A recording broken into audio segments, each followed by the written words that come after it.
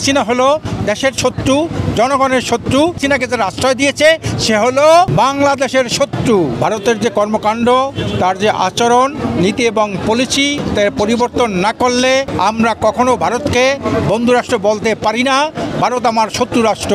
এদের মধ্যে প্রমাণ হয়েছে লেডি লেন্দুব দর্জি শেখ হাসিনাকে সে ভারত আশ্রয় দিয়েছে। যে হাসিনা হলো দেশের শত্রু, জনগণের শত্রু, দেশের সম্পদকে নষ্ট করেছে, সমস্ত প্রতিষ্ঠানগুলোকে সে ধ্বংস করেছে।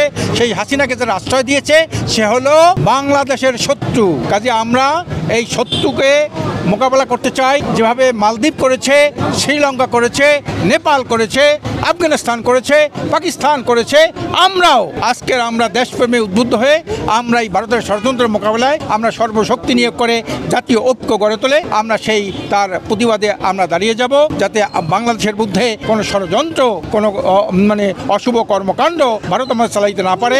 এ ব্যাপারে ডক্টর ইউনূস সাহেব যে উদ্যোগ নিয়েছে আমরা তাকে বলেছি যে আপনি উদ্যোগ নেন, আপনি শক্তভাবে থাকেন। ইসলামী আন্দোলনের পক্ষ থেকে আমরা সার্বিক সহায়তা করব আপনাকে। ইউনূস সরকার সাহেবের সাথে সম্পূর্ণ একাত্মতা ঘোষণা করেছি এবং তিনাকে যত প্রকার সহযোগিতা দরকার আমরা সর্বাত্মক সহযোগিতা করব ইনশাআল্লাহ।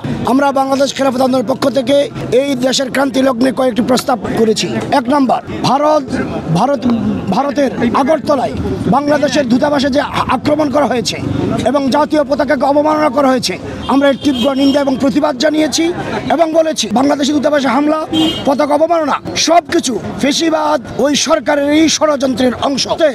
এই ফেসিবাদ সরকারের যত আপনার সহযোগী আছে বাংলাদেশও, তাদেরকে বাংলাদেশের সমস্ত স্তর থেকে পুলিশ, র্যাব, বিজিবি, সেনাবাহিনী, সচিবালয় সহ সর্ব জায়গা থেকে এদেরকে বিতাড়িত করতে হবে।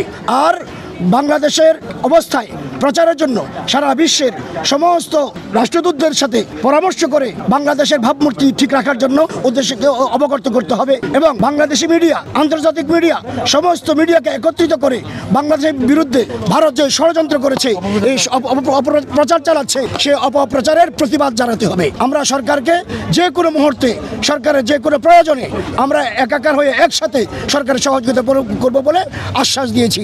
আমরা তার সাথে থাকবো। প্রয়োজনে যদি ভারত বাংলাদেশের সাথে যুদ্ধ বাঁধিয়ে দেয়, ইনশাআল্লাহ বাংলাদেশের শুধু বাহিনী নয়, সেনাবাহিনী নয়, র্যাব নয়, সমস্ত বাহিনীর সাথে বাংলাদেশের জনগণও সরকারের সাথে একত্রিত হয়ে তাদের সেই যুদ্ধের মোকাবেলা করবে ইনশাআল্লাহ।